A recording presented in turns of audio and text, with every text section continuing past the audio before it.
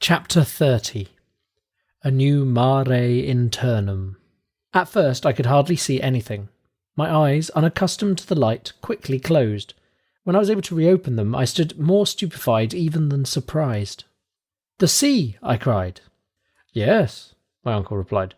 "The Liedenbrock Sea, and I don't suppose any other discoverer will ever dispute my claim to name it after myself as its first discoverer." A vast sheet of water, the commencement of a lake or an ocean, spread far away beyond the range of the eye, reminding me forcibly of that open sea which drew from Xenophon's 10,000 Greeks after their long retreat the simultaneous cry, "Thalata, Thalata!" The sea, the sea! The deeply indented shore was lined with a breadth of fine shining sand, softly lapped by the waves and strewn with the small shells which had been inhabited by the first of created beings. The waves broke on this shore with the hollow echoing murmur peculiar to vast enclosed spaces. A light foam flew over the waves before the breath of a moderate breeze, and some of the spray fell upon my face. On this slightly inclining shore, about 100 fathoms from the limit of the waves, came down the foot of a huge wall of vast cliffs, which rose majestically to an enormous height. Some of these, dividing the beach with their sharp spurs, formed capes and promontories worn away by the ceaseless action of the surf. Farther on, the eye discerned their massive outlines sharply defined against the hazy, distant horizon. It was quite an ocean, with the irregular shores of earth, but desert and frightfully wild in appearance. If my eyes were able to range afar over this great sea, it was because a peculiar light brought to view every detail of it. It was not the light of the sun with his dazzling shafts of brightness and the splendour of his rays, nor was it the pale and uncertain shimmer of the moonbeams, the dim reflection of a nobler body of light. No, the illuminating power of this light, its trembling diffusiveness, its bright, clear whiteness, and its low temperature, showed that it must be of electric origin. It was like an aurora borealis, a continuous cosmical phenomenon, filling a cavern of sufficient extent to contain an ocean. The vault that spanned the space above the sky, if it could be called so, seemed composed of vast plains of cloud, shifting and variable vapours, which by their condensation must at certain times fall in torrents of rain. I should have thought that under so powerful a pressure of the atmosphere there could be no evaporation, and yet, under a law unknown to me, there were broad tracts of vapour suspended in the air. But then, the weather was fine. The play of the electric light produced singular effects upon the upper strata of cloud. Deep shadows reposed upon their lower wreaths, and often, between two separate fields of cloud, there glided down a ray of unspeakable lustre. But it was not solar light, and there was no heat. The general effect was sad, supremely melancholy. Instead of the shining firmament spangled with its innumerable stars, shining singly or in clusters, I felt that all these subdued and shaded lights were ribbed in by vast walls of granite, which seemed to overpower me with their weight, and that all this space, great as it was, would not be enough for the march of the humblest of satellites. Then I remembered the theory of an English captain who likened the earth to a vast hollow sphere, in the interior of which the air became luminous because of the vast pressure that weighed upon it, while two stars, Pluto and Proserpine, rolled within upon the circuit of their mysterious orbits. We were in reality shut up inside an immeasurable excavation. Its width could not be estimated, since the shore ran widening as far as I could reach, nor could its length, for the dim horizon bounded the new. As for its height, it must have been several leagues. Where this vault rested upon its granite base no eye could tell, but there was a cloud hanging far above, the height of which we estimated at 12,000 feet, a greater height than that of any terrestrial vapour, and no doubt due to the great density of the air. The word cavern does not convey any idea of this immense space. Words of human tongue are inadequate to describe the discoveries of him who ventures into the deep abysses of earth. Besides, I could not tell upon what geological theory to account for the existence of such an excavation. Had the cooling of the globe produced it? I knew of celebrated caverns from the descriptions of travellers, but had never heard of any of such dimensions as this. If the grotto of Gualcharo in Colombia, visited by Humboldt, had not given up the whole of the secret of its depth to the philosopher, who investigated it to the depth of 2,500 feet, it probably did not extend much farther. The immense Mammoth Cave in Kentucky is of gigantic proportions, since its vaulted roof rises 500 feet above the level of an unfathomable lake, and travellers have explored its ramifications to the extent of 40 miles. But what were these cavities compared to that in which I stood with wonder and admiration, with its sky of luminous vapours, its bursts of electric light, and a vast sea filling its bed? My imagination fell powerless before such immensity. I gazed upon these wonders in silence. Words failed me to express my feelings. I felt as if I was in some distant planet, Uranus or Neptune, and in the presence of phenomena of which my terrestrial experience gave me no cognizance. For such novel sensations, new words were wanted, and my imagination failed to supply them. I gazed, I thought, I admired, with a stupefaction mingled with a certain amount of fear. The unforeseen nature of this spectacle brought back the colour to my cheeks. I was under a new course of treatment with the aid of astonishment, and my convalescence was prompted by this novel system of therapeutics. Besides, the dense and breezy air invigorated me, supplying more oxygen to my lungs. It will be easily conceived that after an imprisonment of 47 days in a narrow gallery, it was the height of physical enjoyment to breathe a moist air impregnated with saline particles. I was delighted to leave my dark grotto. My uncle, already familiar with these wonders, had ceased to feel surprise. "You feel strong enough to walk a little way now?" he asked. "Yes, certainly, and nothing could be more delightful." "Well, take my arm, Axel, and let us follow the windings of the shore." I eagerly accepted, and we began to coast along this new sea. On the left, huge pyramids of rock piled one upon the other produced a prodigious titanic effect. Down their sides flowed numberless waterfalls, which went on their way in brawling but pellucid streams. A few light vapours, leaping from rock to rock, denoted the place of hot springs, and streams flowed softly down to the common basin, gliding down the gentle slopes with a softer murmur. Amongst these streams I recognised our faithful travelling companion, the Hansbach, coming to lose its little volume quietly in the mighty sea, just as if it had done nothing else since the beginning of the world. "We shall see it no more," I said with a sigh. "What matters," replied the philosopher, "whether this or another serves to guide us?" I thought him rather ungrateful. But at that moment my attention was drawn to an unexpected sight. At a distance of 500 paces, at the turn of a high promontory, appeared a high, tufted, dense forest. It was composed of trees of moderate height, formed like umbrellas with exact geometrical outlines. The currents of wind seemed to have no effect upon their shape, and in the midst of the windy blast they stood unmoved and firm, just like a clump of petrified cedars. I hastened forward. I could not give any name to these singular creations.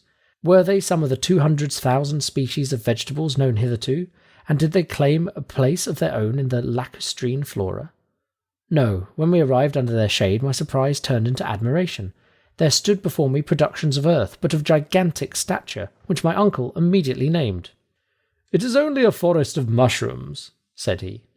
And he was right. Imagine the large development attained by these plants, which prefer a warm, moist climate. I knew that the Lycopodon giganteum attains, according to Bulliard, a circumference of 8 or 9 feet, but here were pale mushrooms, 30 to 40 feet high, and crowned with a cap of equal diameter. There they stood in thousands. No light could penetrate between their huge cones, and complete darkness reigned beneath those giants. They formed settlements of domes placed in close array like the round, thatched roofs of a central African city. Yet I wanted to penetrate farther underneath, though a chill fell upon me as soon as I came under those cellular vaults. For half an hour we wandered from side to side in the damp shades, and it was a comfortable and pleasant change to arrive once more upon the seashore. But the subterranean vegetation was not confined to these fungi. Farther on rose groups of tall trees of colourless foliage and easy to recognise. They were lowly shrubs of earth, here attaining gigantic size. Lycopodiums 100 feet high, the huge sigillaria found in our coal mines, tree ferns as tall as our fir trees in northern latitudes, lepidodendra with cylindrical forked stems terminated by long leaves and bristling with rough hairs like those of the cactus. "Wonderful! Magnificent! Splendid!" cried my uncle. "Here is the entire flora of the second period of the world, the transition period. These humble garden plants with us were tall trees in the early ages. Look, Axel, and admire it all. Never had botanist such a feast as this." "You are right, my uncle. Providence seems to have preserved in this immense conservatory the antediluvian plants which the wisdom of philosophers has so sagaciously put together again." "It is a conservatory, Axel, but is it not also a menagerie?" "Surely not a menagerie." "Yes, no doubt of it. Look at that dust under your feet. See the bones scattered on the ground." "So there are," I cried. "Bones of extinct animals." I had rushed upon these remains, formed of indestructible phosphates of lime, and without hesitation I named these monstrous bones, which lay scattered about like decayed trunks of trees. "Here is the lower jaw of a mastodon," I said. "These are the molar teeth of the Dinotherium. This femur must have belonged to the greatest of those beasts, the Megatherium. It certainly is a menagerie, for these remains were not brought here by a deluge. The animals to which they belonged roamed on the shores of this subterranean sea, under the shade of these arborescent trees. Here are entire skeletons, and yet I cannot understand the appearance of these quadrupeds in a giant cavern." "Why?" "Because animal life existed upon the earth only in the secondary period, when a sediment of soil had been deposited by the rivers and taken the place of the incandescent rocks of the primitive period." "Well, Axel, there is a very simple answer to your objection that this soil is alluvial." "What? At such a depth, below the surface of the earth?" "No doubt. There is a geological explanation of the fact. At a certain period the earth consisted only of an elastic crust or bark, alternately acted on by forces from above or below, according to the laws of attraction and gravitation. Probably there were subsidences of the outer crust, when a portion of the sedimentary deposits was carried down sudden openings." "That may be," I replied. "But if there have been creatures now extinct in these underground regions, why may not some of those monsters be now roaming through these gloomy forests or hidden behind the steep crags?" And as this unpleasant notion got hold of me, I surveyed with anxious scrutiny the open spaces before me, but no living creature appeared upon the barren strand. I felt rather tired, and went to sit down at the end of the promontory, at the foot of which the waves came and beat themselves into spray. Thence my eye could sweep every part of the bay. Within its extremity a little harbour was formed between the pyramidal cliffs, where the still waters slept untouched by the boisterous winds. A brig and 2 or 3 schooners might have moored within it in safety. I almost fancied I should presently see some ship issue from it, full sail, and take to the open sea under the southern breeze. But this illusion lasted a very short time. We were the only living creatures in this subterranean world. When the wind lulled, a deeper silence than that of the deserts fell upon the arid, naked rocks, and weighed upon the surface of the ocean. I then desired to pierce the distant haze, and to rend asunder the mysterious curtain that hung across the horizon. Anxious queries arose to my lips. Where did that sea terminate? Where did it lead to? Should we ever know anything about its opposite shores?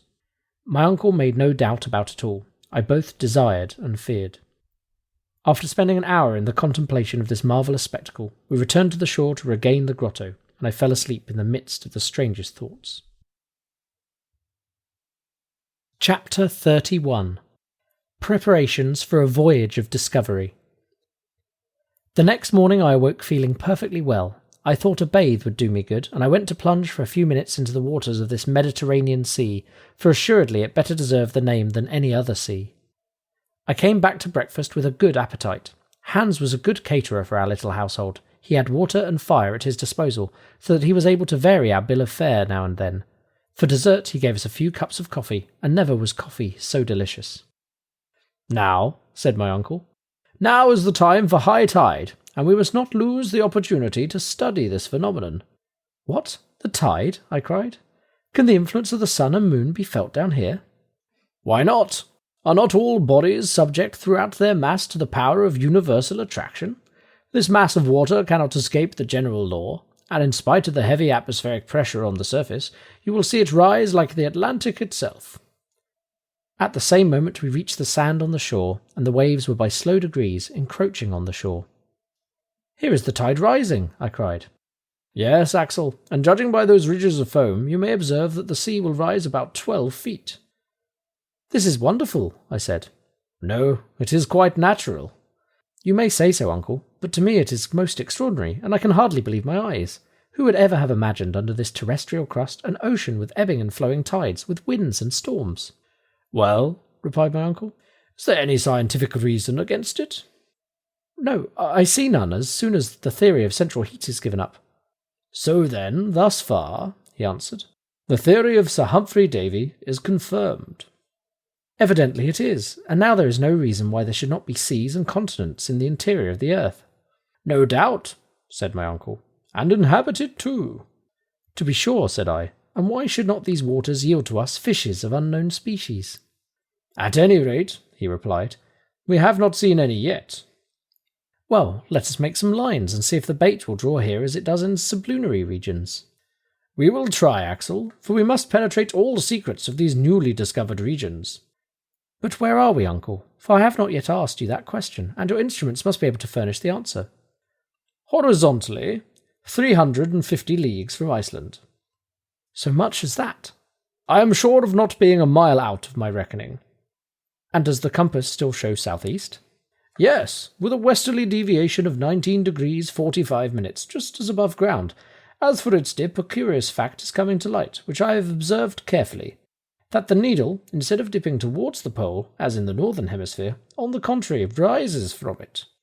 Would you then conclude, I said, that the magnetic pole is somewhere between the surface of the globe and the point where we are? Exactly so, and it is likely enough that if we were to reach the spot beneath the polar regions, about that 71st degree where Sir James Ross has discovered the magnetic pole to be situated, we should see the needle point straight up. Therefore, that mysterious centre of attraction is at no great depth. I remarked, It is so, and here is a fact which science has scarcely suspected. Science, my lad, has been built upon many errors, but they are errors which it was good to fall into, for they led to the truth. What depth have we now reached? We are at 35 leagues below the surface. So, I said, examining the map, the highlands of Scotland are over our heads, and the Grampians are raising their rugged summits above us. Yes, answered the professor, laughing. It is rather a heavy weight to bear, but a solid arch spans above our heads. The great architect has built it of the best materials, and never could man have given it so wide a stretch. What are the finest arches of bridges and arcades of cathedrals compared with this far-reaching vault, with a radius of 3 leagues, beneath which a wide and tempest-tossed ocean may flow at its ease? Oh, I am not afraid that it will fall down upon my head. But now what are your plans? Are you not thinking of returning to the surface now? Return? No, indeed. We will continue our journey, everything having gone on well so far. But how are we to get down below this liquid surface? Oh, I am not going to dive head foremost, but if all oceans are properly speaking but lakes, since they are encompassed by land, of course this internal sea will be surrounded by a coast of granite, and on the opposite shores we shall find fresh passages opening. How long do you suppose this sea to be? 30 or 40 leagues, so that we have no time to lose, and we shall set sail tomorrow. I looked about for a ship. Set sail, shall we? But I should like to see my boat first. It will not be a boat at all, but a good, well-made raft. Why, I said, a raft would be just as hard to make as a boat, and I don't see— I know you don't see, but you might hear it if you would listen. Don't you hear the hammer at work? Hans is already busy at it. What, has he already felled the trees? Oh, the trees were already down. Come, and you will see for yourself. After half an hour's walking, on the other side of the promontory which formed the little natural harbour, I perceived Hans at work. In a few more steps I was at his side. To my great surprise, a half-finished raft was already lying on the sand, made of a peculiar kind of wood, and a great number of planks, straight and bent, and of frames, were covering the ground, enough almost for a little fleet. Uncle, what wood is this? I cried. It is fir, pine, or birch, and other northern coniferae, mineralized by the action of the sea. It is called Surturbrand, a variety of brown coal or lignite, found chiefly in Iceland. But surely then, like other fossil wood, it must be hard as stone and cannot float. Sometimes that may happen. Some of these woods become true anthracites, but others, such as this, have only gone through the first stage of fossil transformation. Just look, added my uncle, throwing into the sea one of these precious waifs. The bit of wood, after disappearing, returned to the surface and oscillated to and fro with the waves. Are you convinced? Said my uncle. I am quite convinced, although it is incredible. By next evening, thanks to the industry and skill of our guide, the raft was made. It was 10 feet by 5, the planks of Surturbrand, braced strongly together with cords, presented an even surface, and when launched this improvised vessel floated easily upon the waves of the Liedenbrock Sea. Chapter 32. Wonders of the Deep. On the 13th of August we awoke early. We were now to begin to adopt a mode of travelling both more expeditious and less fatiguing than hitherto. A mast was made of 2 poles spliced together, a yard was made of a third, a blanket borrowed from our coverings made a tolerable sail. There was no want of cordage for the rigging, and everything was well and firmly made. The provisions, the baggage, the instruments, the guns, and a good quantity of fresh water from the rocks around, all found their proper places on board, and at 6 the professor gave the signal to embark. Hans had fitted up a rudder to steer his vessel. He took the tiller and unmoored. The sail was set, and we were soon afloat. At the moment of leaving the harbour, my uncle, who was tenaciously fond of naming his new discoveries, wanted to give it a name, and proposed mine amongst others. "But I have a better to propose," I said. "Grauben. Let it be called Port Grauben. It will look very well upon the map." "Port Grauben let it be, then." And so the cherished remembrance of my Villon days became associated with our adventurous expedition. The wind was from the northwest. We went with it at a high rate of speed. The dense atmosphere acted with great force and impelled us swiftly on. In an hour my uncle had been able to estimate our progress. "At this rate," he said, "we shall make 30 leagues in 24 hours, and we shall soon come in sight of the opposite shore." I made no answer, but went and sat forward. The northern shore was already beginning to dip under the horizon. The eastern and western strands spread wide as if to bid us farewell.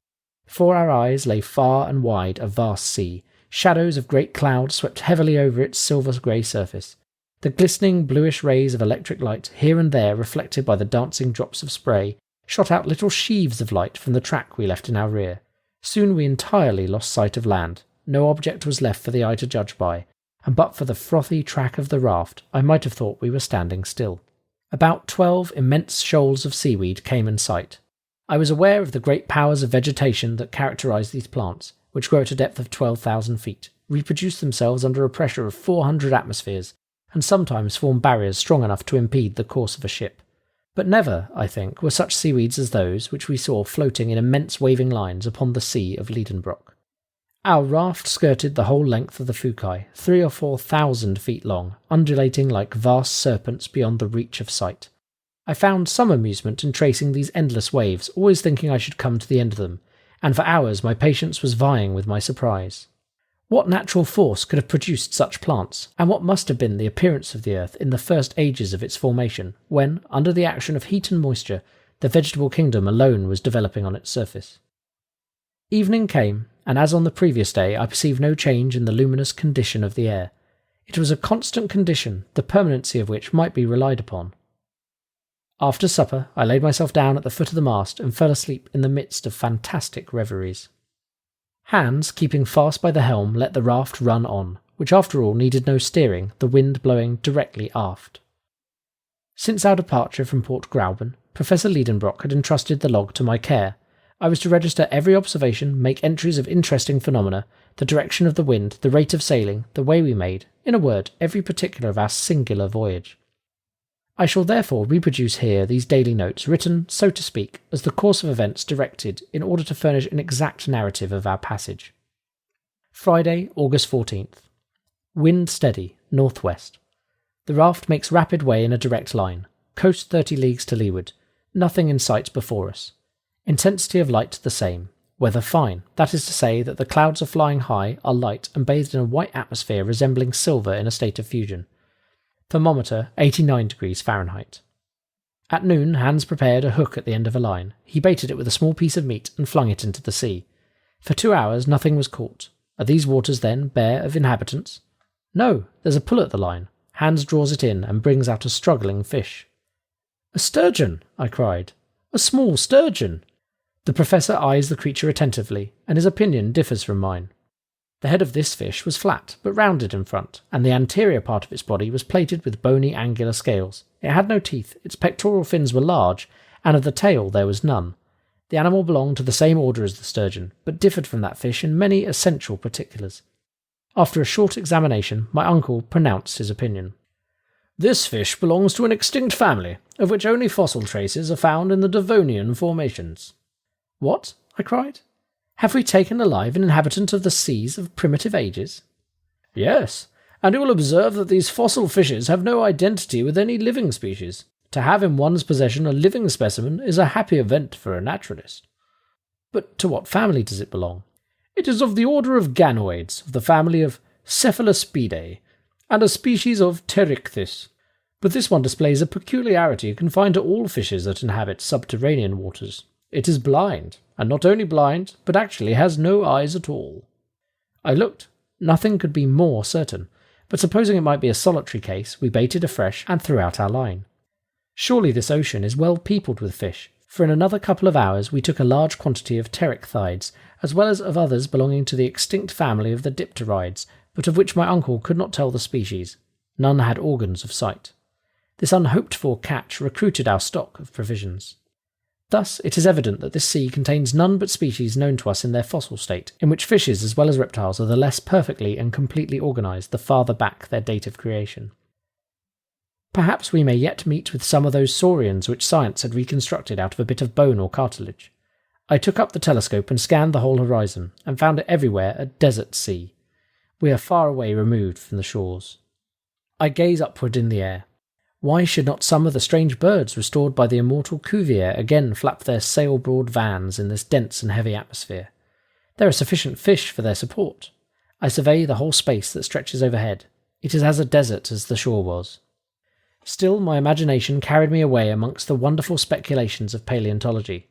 Though awake, I fell into a dream. I thought I could see floating on the surface of the waters enormous chelonia, pre-Adamite tortoises resembling floating islands.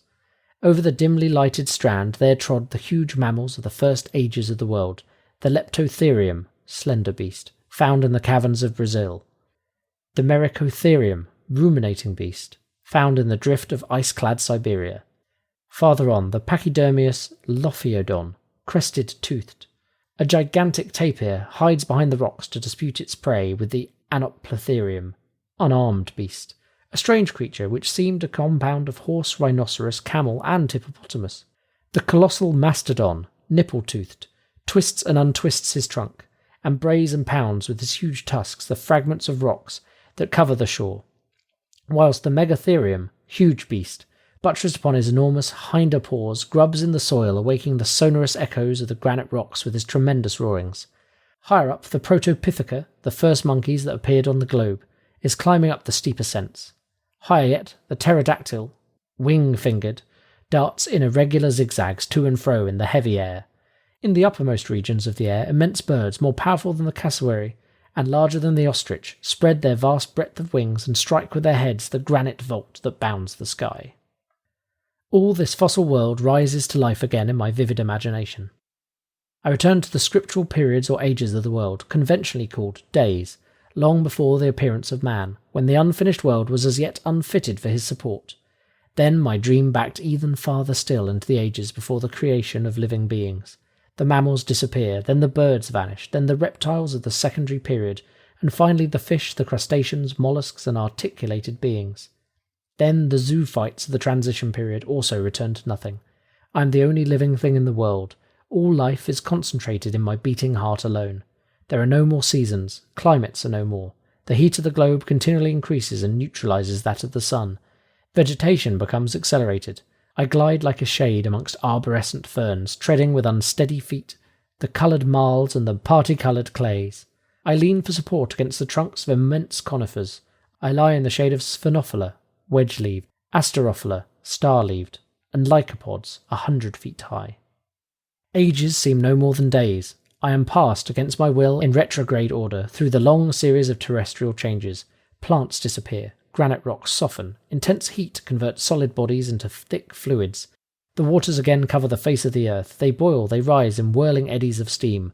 White and ghastly mists wrap round the shifting forms of the earth, which by imperceptible degrees dissolves into a gaseous mass, glowing fiery red and white, as large and as shining as the sun. And I myself am floating with wild caprice in the midst of this nebulous mass of 1,400,000 times the volume of the earth into which it will one day be condensed, and carried forward amongst the planetary bodies. My body is no longer firm and terrestrial. It is resolved into its constituent atoms, subtilized, volatilized. Sublimed into imponderable vapour, I mingle and am lost in the endless foods of those vast globular volumes of vaporous mists, which roll upon their flaming orbits through infinite space. But is it not a dream? Whither is it carrying me? My feverish hand vainly attempted to describe upon paper its strange and wonderful details. I have forgotten everything that surrounds me. The professor, the guide, the raft, are all gone out of my ken. An illusion has laid hold upon me. "What is the matter?" my uncle breaks in. My staring eyes are fixed vacantly upon him. "Take care, Axel, or you will fall overboard." At that moment I felt the sinewy hand of Hans seizing me vigorously. But for him, carried away by my dream, I should have thrown myself into the sea. "Is he mad?" cried the professor. "What is it all about?" at last I cried, returning to myself. "Do you feel ill?" my uncle asked. No, but I've had a strange hallucination. It is over now. Is all going on right? Yes, it is a fair wind and a fine sea. We are sailing rapidly along, and if I am not out in my reckoning, we shall soon land. At these words I rose and gazed upon the horizon, still everywhere bounded by clouds alone. Chapter 33. A Battle of Monsters. Saturday, August 15th. The sea unbroken all round, no land in sight. The horizon seems extremely distant. My head is still stupefied about the vivid reality of my dream. My uncle has had no dreams, but he is out of temper. He examines the horizon all round with his glass, and folds his arms with the air of an injured man. I remark that Professor Liedenbrock has a tendency to relapse into an impatient mood, and I make a note of it in my log. All my danger and sufferings were needed to strike a spark of human feeling out of him, but now that I am well, his nature has resumed its sway. And yet, what cause was there for anger? If not the voyage prospering as favourably as possible under the circumstances, is not the raft spinning along with marvellous speed? You seem anxious, my uncle, I said, seeing him continually with his glass to his eye. Anxious? No, not at all. Impatient, then? One might be, with less reason than now. Yet we are going very fast. What does that signify? I am not complaining that the rate is slow, but that the sea is so wide. I then remembered that the Professor, before starting, had estimated the length of this underground sea at 30 leagues. Now we had made 3 times the distance, yet still the southern coast was not in sight. We are not descending as we ought to be, the Professor declares. We are losing time, and the fact is, I have not come all this way to take a little sail upon a pond on a raft. He called the sea a pond, and our long voyage taking a little sail. But, I remarked, since we have followed the road that Saknussemm has shown us. That is just the question. Have we followed that road? Did Saknussemm meet this sheet of water? Did he cross it? Has not the stream that we followed led us altogether astray? At any rate, we cannot feel sorry to have come so far. This prospect is magnificent, and... But I don't care for prospects. I came with an object, and I mean to attain it. Therefore, don't talk to me about views and prospects. I take this as my answer, and I leave the Professor to bite his lips with impatience. At 6 in the evening, Hans asks for his wages, and his 3 rix dollars are counted out to him. Sunday, August 16th. Nothing new, weather unchanged, the wind freshens. On awaking, my first thought was to observe the intensity of the light. I was possessed with an apprehension lest the electric light should grow dim or fail altogether, but there seemed no reason to fear. The shadow of the raft was clearly outlined upon the surface of the waves. Truly, the sea is of infinite width. It must be as wide as the Mediterranean or the Atlantic, and why not? My uncle took soundings several times. He tied the heaviest of our pickaxes to a long rope which he let down 200 fathoms. No bottom yet, and we had some difficulty in hauling up our plummet. When the pick was shipped again, Hans pointed out on its surface deep prints as if it had been violently compressed between 2 hard bodies. I looked at the hunter. "Tender," said he. I could not understand him, and turned to my uncle, who was entirely absorbed in his calculations. I had rather not disturb him while he is quiet. I returned to the Icelander. He, by a snapping motion of his jaws, conveys his ideas to me. "Teeth!" I cried, considering the iron bar with more attention. Yes, indeed, those are the marks of teeth imprinted upon the metal. The jaws which they arm must be possessed of amazing strength. Is there some monster beneath us belonging to the extinct races, more voracious than the shark, more fearful in vastness than the whale? I could not take my eyes off this indented iron bar. Surely will my last night's dream be realized? These thoughts agitated me all day, and my imagination scarcely calmed down after several hours' sleep. Monday, August 17th. I am trying to recall the peculiar instincts of the monsters of the pre-Adamite world, who, coming next in succession after the mollusks, the crustaceans, and the fishes, preceded the animals of mammalian race upon the earth. The world then belonged to reptiles. Those monsters held the mastery in the seas of the secondary period. They possessed a perfect organisation, gigantic proportions, prodigious teeth. The saurians of our day, the alligators and the crocodiles, are but feeble reproductions of their forefathers of primitive ages. I shudder as I recall these monsters to my remembrance. No human eye has ever beheld them living. They burdened this earth 1,000 ages before man appeared, but their fossil remains, found in the argillaceous limestone called by the English the lias, have enabled their colossal structure to be perfectly built up again and anatomically ascertained.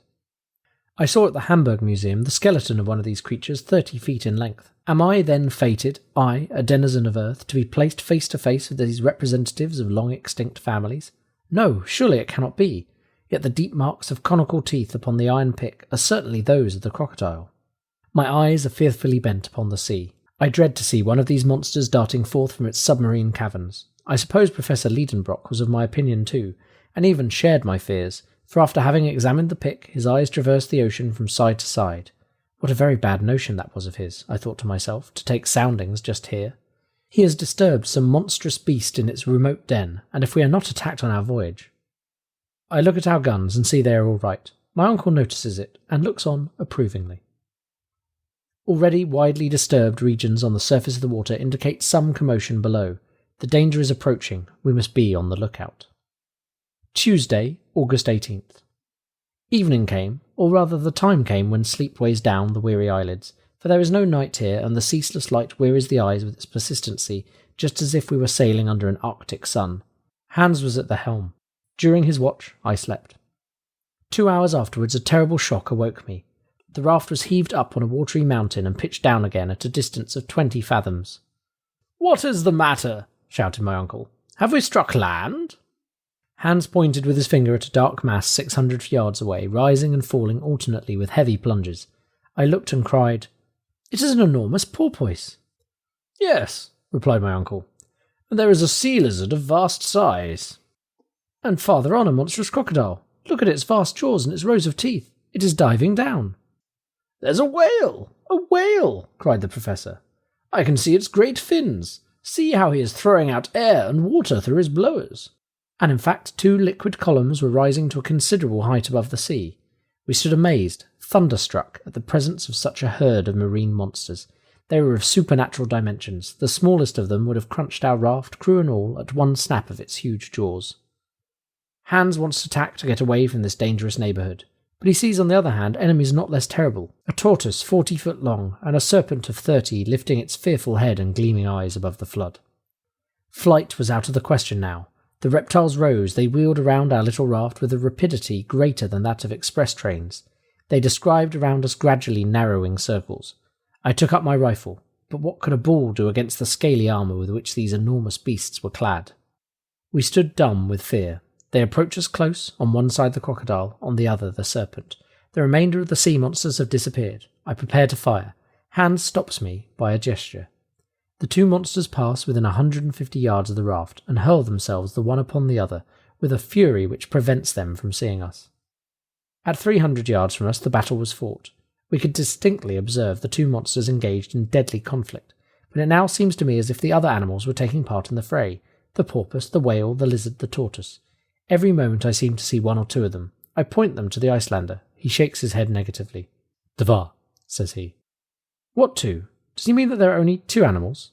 "He is right," said my uncle, whose glass has never left his eye. "Surely you must be mistaken," I cried. "No, the first of these monsters has a porpoise's snout, a lizard's head, a crocodile's teeth, and hence our mistake. It is the Ichthyosaurus, the fish lizard, the most terrible of the ancient monsters of the deep." "And the other?" "The other is a Plesiosaurus, almost lizard, a serpent armoured with a carapace and the paddles of a turtle. He is the dreadful enemy of the other." Hans had spoken truly. 2 monsters only were creating all this commotion, and before my eyes are 2 reptiles of the primitive world. I can distinguish the eye of the Ichthyosaurus glowing like a red-hot coal, and as large as a man's head. Nature has endowed it with an optical apparatus of extreme power, and capable of resisting the pressure of the great volume of water in the depths it inhabits. It has been appropriately called the saurian whale, for it has both the swiftness and the rapid movements of this monster of our own day. This one is not less than 100 feet long, and I can judge of its size when it sweeps over the waters the vertical coils of its tail. Its jaw is enormous, and according to naturalists it is armed with no less than 182 teeth.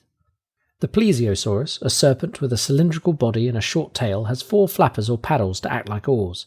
Its body is entirely covered with a thick armour of scales, and its neck, as flexible as a swan's, rises 30 feet above the waves. Those huge creatures attacked each other with the greatest animosity. They heaved around them liquid mountains which rolled even to our raft and rocked it perilously. 20 times we were near capsizing. Hissings of prodigious force are heard. The two beasts are fast locked together. I cannot distinguish the one from the other. The probable rage of the conqueror inspires us with intense fear. 1 hour, 2 hours pass away. The struggle continues with unabated ferocity. The combatants alternately approach and recede from our raft. We remain motionless, ready to fire. Suddenly the ichthyosaurus and the plesiosaurus disappear below, leaving a whirlpool eddying in the water. Several minutes pass by while the fight goes on underwater. All at once an enormous head is darted up, the head of the plesiosaurus. The monster is wounded to death. I no longer see his scaly armour, only his long neck shoots up, drops again, coils and uncoils, droops, lashes the water like a gigantic whip, and writhes like a worm that you tread on. The water is splashed for a long way round. The spray almost blinds us. But soon the reptile's agony draws to an end, its movements become fainter, its contortions cease to be so violent, and the long serpentine form lies a lifeless log on the labouring deep.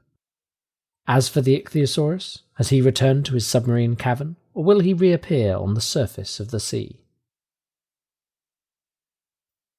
Chapter 34. The Great Geyser. Wednesday, August 19th. Fortunately, the wind blows violently and has enabled us to flee from the scene of the late terrible struggle. Hans keeps at his post at the helm. My uncle, whom the absorbing incidents of the combat had drawn away from his contemplations, began again to look impatiently around him. The voyage resumes its uniform tenor, which I don't care to break with the repetition of such events as yesterday's. Thursday, August 20th. Wind north-northeast, unsteady and fitful. Temperature high. Rate 3.5 leagues an hour. About noon, a distant noise is heard. I note the fact without being able to explain it. It is a continuous roar. "In the distance," says the professor, "there is a rock or islet, against which the sea is breaking." Hans climbs up the mast, but sees no breakers. The ocean is smooth and unbroken to its farthest limit. 3 hours pass away. The roaring seems to proceed from a very distant waterfall.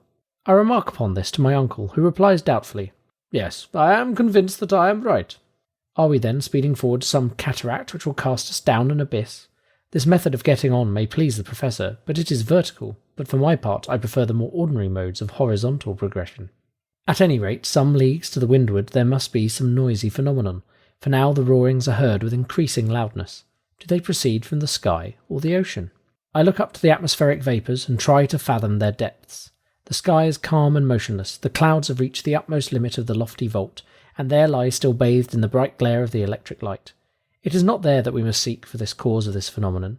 Then I examine the horizon, which is unbroken and clear of all mist. There is no change in its aspect, but if this noise arises from a fall, a cataract, if all this ocean flows away headlong into a lower basin yet, if the deafening roar is produced by a mass of falling water, the current must needs accelerate, and its increasing speed will give me the measure of the peril that threatens us. I consult the current. There is none. I throw an empty bottle into the sea. It lies still. About 4, Hans rises, lays hold of the mast, climbs to its top. Thence his eye sweeps a large area of the sea and is fixed upon a point. His countenance exhibits no surprise, but his eye is immovably steady. "He sees something," says my uncle. I believe he does. Hans comes down, then stretches his arm to the south, saying, "Dene." "Down there?" repeated my uncle. Then, seizing his glass, he gazes attentively for a minute, which seems to me an age. "Yes, yes," he cried. "I see a vast inverted cone rising from the surface." "Is it another sea beast?" "Perhaps it is." "Then let us steer farther westward, for we know something of the danger of coming across monsters of that sort." "Let us go straight on," replied my uncle. I appealed to Hans. He maintained his course inflexibly. Yet, if at our present distance from the animal, a distance of 12 leagues at the least, the column of water driven through its blowers may be distinctly seen, it needs be of vast size. The commonest prudence would counsel immediate flight, but we did not come so far to be prudent. Imprudently, therefore, we pursue our way. The nearer we approach, the higher mounts the jet of water. What monster can possibly fill itself with such a quantity of water and spurt it up so continuously? At 8 in the evening we are not 2 leagues distant from it. Its body, dusky, enormous, hillocky, lies spread upon the sea like an islet. Is it illusion or fear? Its length seems to me a couple of 1,000 yards. What can be this cetacean, which neither Cuvier nor Blumenbach knew anything about? It lies motionless, as if asleep. The sea seems unable to move it in the least. It is the waves that undulate upon its sides. The column of water thrown up to a height of 500 feet falls in rain with a deafening roar. And here we are scudding like lunatics before the wind to get near to a monster that 100 whales a day would not satisfy. Terror seizes upon me. I refuse to go further. I will cut the halyards if necessary. I am in open mutiny against the Professor, who vouchsafes no answer. Suddenly Hans rises, and pointing with his finger at the menacing object, he says, "Home." "An island!" cries my uncle. "That's not an island," I cried sceptically. "It's nothing else," shouted the Professor with a wild laugh. "But that column of water." "Geyser," said Hans. "No doubt it is a geyser, like those in Iceland." At first I protest against being so widely mistaken as to have taken an island for a marine monster, but the evidence is against me, and I have to confess my error. It is nothing worse than a natural phenomenon. As we approach nearer, the dimensions of the liquid column become magnificent. The islet resembles, with a most deceiving likeness, an enormous cetacean, whose head dominates the waves at a height of 20 yards. The geyser, a word meaning fury, rises majestically from its extremity. Deep and heavy explosions are heard from time to time when the enormous jet, possessed with more furious violence, shakes its plumy crest and springs with a bound till it reaches the lowest stratum of the clouds. It stands alone, no steam vents, no hot springs surround it, and all the volcanic power of the region is concentrated here. Sparks of electric fire mingle with a dazzling sheaf of lighted fluid, every drop of which refracts the prismatic colours. "Let us land," said the Professor. "But we must carefully avoid this waterspout, which would sink our raft in a moment." Hans, steering with his usual skill, brought us to the other extremity of the islet. I leaped up on the rock, my uncle lightly followed, while our hunter remained at his post, like a man too wise ever to be astonished. We walked upon granite mingled with silicious tufa. The soil shivers and shakes under our feet, like the sides of an overheated boiler filled with steam struggling to get loose. We come in sight of a small central basin, out of which the geyser springs. I plunge a register thermometer into the boiling water. It marks an intense heat of 325 degrees, which is far above the boiling point. Therefore, this water issues from an ardent furnace, which is not at all in harmony with Professor Liedenbrock's theories. I cannot help making the remark. "Well," he replied, "how does that make against my doctrine?" "Oh, nothing at all," I said, seeing that I was going in opposition to immovable obstinacy. "Still, I am constrained to confess that hitherto we had been wonderfully favoured, and that for some reason unknown to myself we have accomplished our journey under singularly favourable conditions of temperature. But it seems manifest to me that some day we shall reach a region where the central heat attains its highest limits, and goes beyond a point that can be registered by our thermometers." "That is what we shall see," so says the Professor, who, having named this volcanic islet after his nephew, gives the signal to embark again. For some minutes I am still contemplating the geyser. I notice that it throws up its column of water with variable force, sometimes sending it to a great height, then again to a lower, which I attribute to the variable pressure of the steam accumulated in its reservoir. At last we leave the island, rounding away past the low rocks on its southern shore. Hans has taken advantage of the halt to refit his rudder. But before going any farther, I make a few observations. To calculate the distance we have gone over, and note them in my journal. We have crossed 270 leagues of sea since leaving Port Gräuben, and we are 620 leagues from Iceland, under England. Chapter 35. An Electric Storm. Friday, August 21st. On the morrow the magnificent geyser has disappeared. The wind has risen and has rapidly carried us away from Axel Island. The roarings become lost in the distance.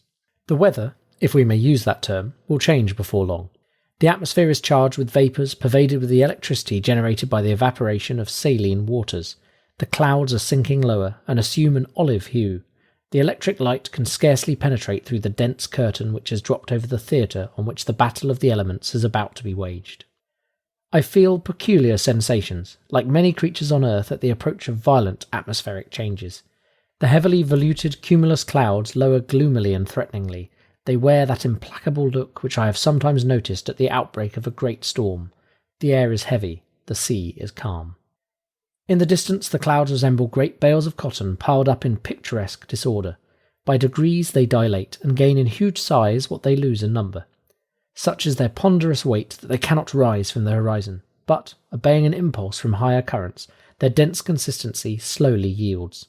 The gloom upon them deepens, and they soon present to our view a ponderous mass of almost level surface, from time to time a fleecy tuft of mist, with yet some gleaming light left upon it, drops down upon the dense floor of grey, and loses itself in the opaque and impenetrable mass. The atmosphere is evidently charged and surcharged with electricity. My whole body is saturated, my hair bristles just as when you stand upon an insulated stool under the action of an electrical machine. It seems to me as if my companions, the moment they touched me, would receive a severe shock like that from an electric eel. At 10 in the morning the symptoms of storm became aggravated.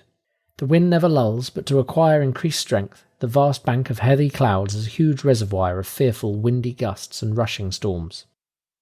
I am loath to believe these atmospheric menaces, and yet I cannot help muttering, "Here's some very bad weather coming on."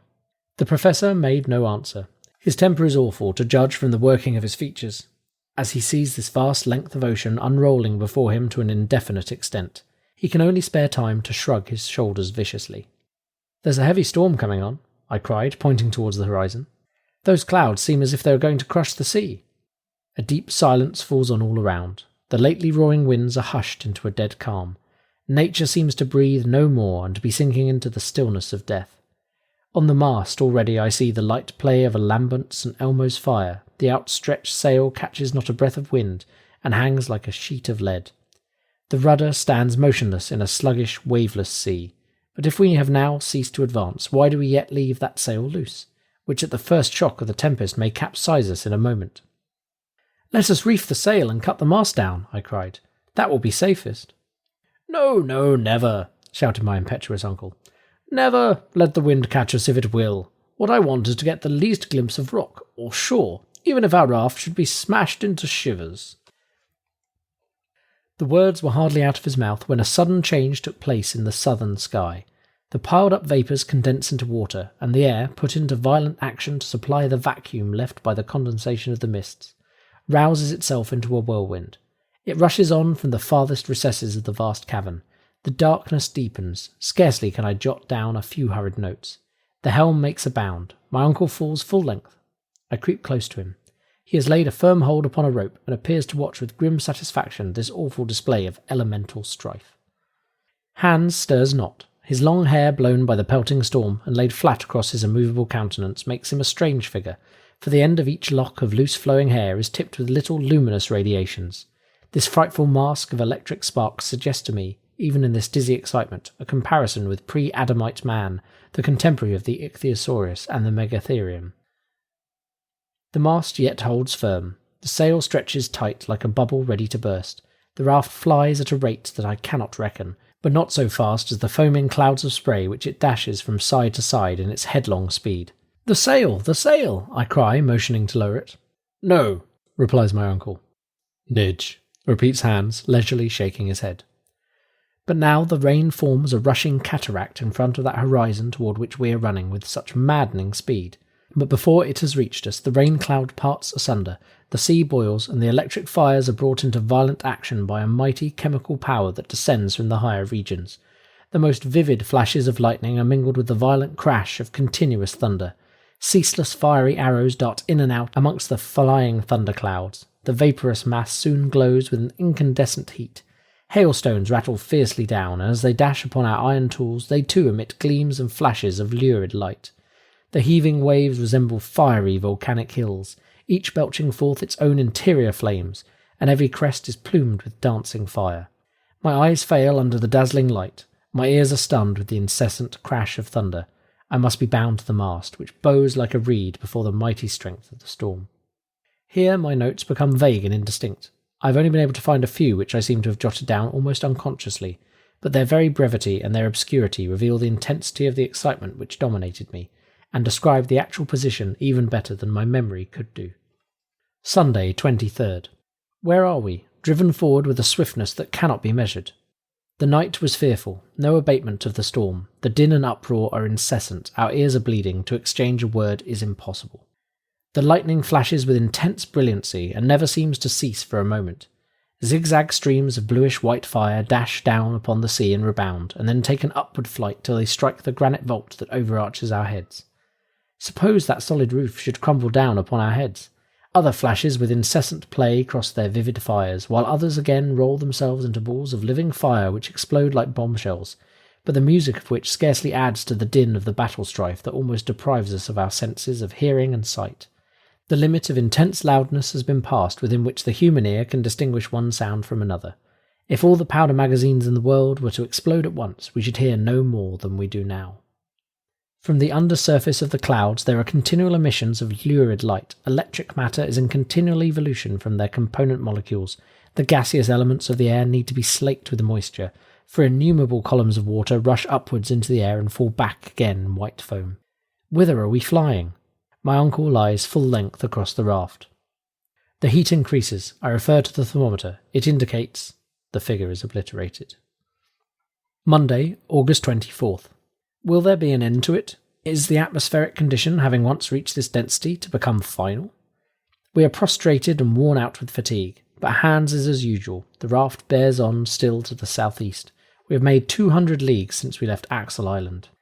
At noon the violence of the storm redoubles. We are obliged to secure as fast as possible every article that belongs to our cargo. Each of us is lashed to some part of the raft. The wave rises above our heads. For 3 days we have never been able to make each other hear a word. Our mouths open, our lips move, but not a word can be heard. We cannot even make ourselves heard by approaching our mouth close to the ear. My uncle has drawn near to me. He has uttered a few words. They seem to be, "We are lost," but I am not sure. At last I write down the words, "Let us lower the sail." He nods his consent. Scarcely has he lifted his head again before a ball of fire has bounded over the waves and lighted on board our raft. Mast and sail flew up in an instant together, and I saw them carried up to prodigious height, resembling in appearance a pterodactyl, one of those strong birds of the infant world. We lay there, our blood running cold with unspeakable terror. The fireball, half of it white, half azure blue, and the size of a 10-inch shell, moved slowly about the raft, but revolving on its own axis with astonishing velocity, as if whipped round by the force of the whirlwind. Here it comes, there it glides, now it is up the ragged stump of the mast, thence it lightly leaps on the provision bag, descends with a light bound, and just skims the powder magazine. Horrible! We shall be blown up! But no, the dazzling disk of mysterious light nimbly leaps aside. It approaches Hans, who fixes his blue eyes upon it steadily. It threatens the head of my uncle, who falls upon his knees with his head down to avoid it. And now my turn comes, pale and trembling under the blinding splendour and the melting heat. It drops at my feet, spinning silently round the deck. I try to move my foot away, but cannot. A suffocating smell of nitrogen fills the air. It enters the throat. It fills the lungs. We suffer stifling pains. Why am I unable to move my foot? Is it riveted to the planks? Alas, the fall upon our fated raft of this electric globe has magnetised every iron article on board. The instruments, the tools, our guns are clashing and clanking violently in their collisions with each other. The nails of my boots cling tenaciously to a plate of iron let into the timbers, and I cannot draw my foot away from the spot. At last, by a violent effort, I release myself at the instant when the ball in its gyrations was about to seize upon it and carry me off my feet. Ah, what a flood of intense and dazzling light! The globe has burst, and we are deluged with tongues of fire. Then all the light disappears. I could just see my uncle at full length on the raft, and Hans still at his helm and spitting fire under the action of the electricity which has saturated him. But where are we going to? Where? Tuesday, August 25th. I recover from a long swoon. The storm continues to roar and rage. The lightnings dash hither and thither, like broods of fiery serpents filling all the air. Are we still under the sea? Yes, we are borne at incalculable speed. We have been carried under England, under the Channel, under France, perhaps under the whole of Europe. A fresh noise is heard. Surely it is the sea breaking upon the rocks. But then... Chapter 36. Calm philosophic discussions. Here I end what I may call my log, happily saved from the wreck, and I resume my narrative as before. What happened when the raft was dashed upon the rocks is more than I can tell. I felt myself hurled into the waves, and if I escaped from death, and if my body was not torn over the sharp edges of the rocks, it was because the powerful arm of Hans came to my rescue. The brave Icelander carried me out of the reach of the waves over a burning sand where I found myself by the side of my uncle. Then he returned to the rocks against which the furious waves were beating to save what he could. I was unable to speak. I was shattered with fatigue and excitement. I wanted a whole hour to recover, even a little. But a deluge of rain was still falling, though with that violence which generally denotes the near cessation of a storm. A few overhanging rocks afforded us some shelter from the storm. Hans prepared some food, which I could not touch, and each of us, exhausted with 3 sleepless nights, fell into a broken and painful sleep. The next day the weather was splendid. The sky and the sea had sunk into sudden repose. Every trace of the awful storm had disappeared. The exhilarating voice of the professor fell upon my ears as I awoke. He was ominously cheerful. "Well, my boy," he cried, "have you slept well?" Would not anyone have thought that they were still in our cheerful little house on the Königstrasse, and that I was only just coming down to breakfast, and that I was to be married to Grauben that day? Alas, if the tempest had but sent the raft a little more east, we should have passed under Germany, under my beloved town of Hamburg, under the very street where dwelt all that I love most in the world. Then only 40 leagues would have separated us, but they were 40 leagues perpendicular of solid granite wall, and in reality we were 1,000 leagues asunder. All these painful reflections rapidly crossed my mind before I could answer my uncle's question. "Well now," he repeated, "won't you tell me how you have slept?" "Oh, very well," I said. "I'm only a little knocked up, but I shall soon be better." "Oh," says my uncle, "that's nothing to signify. You were only a little bit tired." "But you, uncle, you seem in very good spirits this morning." "Delighted, my boy, delighted. We have got there." "To our journey's end?" "No, but we have got to the end of that endless sea. Now we shall go by land, and really begin to go down, down, down." "But, my dear uncle, do let me ask you one question." "Of course, Axel." "How about returning?" "Returning? Why are you talking about the return before the arrival?" "No, I only want to know how that is to be managed." "In the simplest way possible. When we have reached the centre of the globe, either we shall find some new way to get back, or we shall come back like decent folks the way we came. I feel pleased at the thought that it is sure not to be shut against us." "But then we shall have to refit the raft." "Of course." "Then, as to provisions, have we enough to last?" "Yes, to be sure we have. Hans is a clever fellow, and I am sure he must have saved a large part of our cargo. But still, let us go and make sure." We left this grotto which lay open to every wind. At the same time I cherished a trembling hope which was a fear as well. It seemed to me impossible that the terrible wreck of the raft should not have destroyed everything on board. On my arrival on the shore I found Hans surrounded by an assemblage of articles all arranged in good order. My uncle shook hands with him with a lively gratitude. This man, with almost superhuman devotion, had been at work all the while that we were asleep, and had saved the most precious of the articles at the risk of his life. Not that we had suffered no losses, for instance our firearms, but we might do without them. Our stock of powder had remained uninjured after having risked blowing up during the storm. "Well," cried the professor, "as we have no guns, we cannot hunt. That's all." "Yes, but how about the instruments?" "Here is the aneroid, the most useful of all, and for which I would have given all the others. By means of it I can calculate the depth and know when we have reached the centre. Without it we might very likely go beyond, and come out at the antipodes." Such high spirits as these were rather too strong. "But where is the compass?" I asked. "Here it is, upon this rock, in perfect condition, as well as the thermometers and the chronometer. The hunter is a splendid fellow." There was no denying it. We had all our instruments. As for tools and appliances, there they all lay on the ground, ladders, ropes, picks, spades, etc. Still there was the question of provisions to be settled, and I asked, "How are we off for provisions?" The boxes containing these were in a line upon the shore in a perfect state of preservation. For the most part the sea had spared them, and what with biscuits, salt meat, spirits, and salt fish, we might reckon on 4 months' supply. 4 months! Cried the professor. We have time to go and to return, and with what is left I will give a grand dinner to my friends at the Johanneum. I ought by this time to have been quite accustomed to my uncle's ways, yet there was always something fresh about him to astonish me. "Now," said he, "we will replenish our supply of water with the rain which the storm has left in all these granite basins. Therefore we shall have no reason to fear anything from thirst. As for the raft, I would recommend Hans to do his best to repair it, although I don't expect it will be of any further use to us." "How so?" I cried. "An idea of my own, my lad. I don't think we shall come out by the way that we went in." I stared at the professor with a good deal of mistrust. I asked, was he not touched in the brain? And yet there was a method in his madness. "And now let us go to breakfast," said he. I followed him to a headland after he had given his instructions to the hunter. There preserved meat, biscuit and tea made us an excellent meal, one of the best I ever remember. Hunger, the fresh air, the calm, quiet weather, and after the commotions we had gone through, all contributed to give me a good appetite. Whilst breakfasting, I took the opportunity to put to my uncle the question where we were now. "That seems to me," I said, "rather difficult to make out." "Yes, it is difficult," he said, To calculate exactly, perhaps even impossible, since during these 3 stormy days I have been unable to keep any account of the rate or direction of the craft, but still, we may get an approximation. The last observation, I remarked, was made on the island when the Geyser was— You mean Axel Island? Don't decline the honour of having given your name to the first island ever discovered in the central parts of the globe. Well, said I, let it be Axel Island. Then we had cleared 270 leagues of sea, and we were 600 leagues from Iceland. Very well, answered my uncle. Let us start from that point and count 4 days' storm, during which our rate cannot have been less than 80 leagues in the 24 hours. That is right, and this would make 300 leagues more. Yes, and the Liedenbrock Sea would be 600 leagues from shore to shore. Surely, Axel, it may vie in size with the Mediterranean itself. Especially, I replied, if it happens that we have only crossed it in its narrowest part.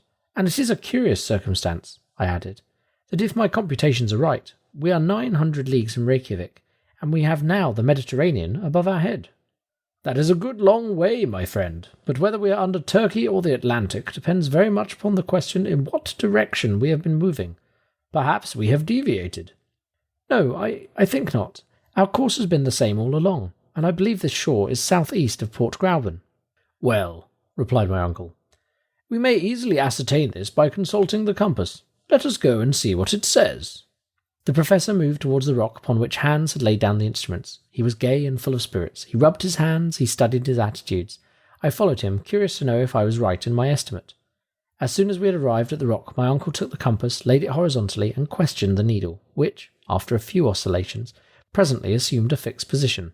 My uncle looked and looked and looked again. He rubbed his eyes, and then turned to me, thunderstruck with some unexpected discovery.